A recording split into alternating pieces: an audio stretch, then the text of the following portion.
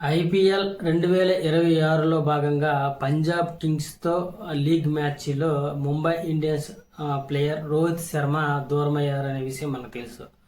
Toss సందర్భంగా ఈ విషయాన్ని ముంబై కెప్టెన్ హార్దిక్ పాండ్యా వెల్లడించాడు.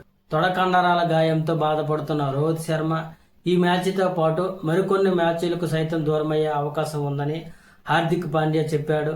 దీంతో రోహిత్ శర్మ ముంబై ఇండియన్స్ ఫ్యాన్స్ నిరాశకు గురయ్యారు. రాయల్ ఛాలెంజర్స్ బెంగళూరుతో మ్యాచ్ సందర్భంగా రోహిత్ శర్మ గాయపడ్డాడు. బ్యాటింగ్ చేస్తుండగా తొడ కండరాలు గాయం తిరగబడడంతో మధ్యలో మైదానాన్నే వదిలి వెళ్లాడు. ఆ తర్వాత మళ్లీ బ్యాటింగ్ కు రాలేకపోయాడు. అయితే స్కానింగ్ లో చీలిక ఏర్పడలేదు, గాయం పెద్దదేమీ కాదని తేలింది.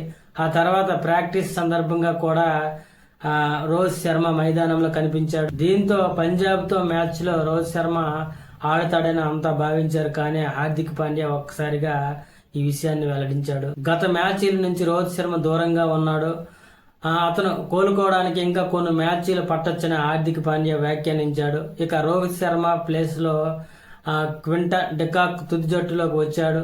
మయాంక్ రావత్ సైతం ముంబై తరపున డెబ్యూ చేశాడు. అదేవిధంగా ట్రెంట్ బౌల్ట్, మిచెల్ శాంటనర్లు కూడా తుది జట్టులోకి చోటు కోల్పోయారు.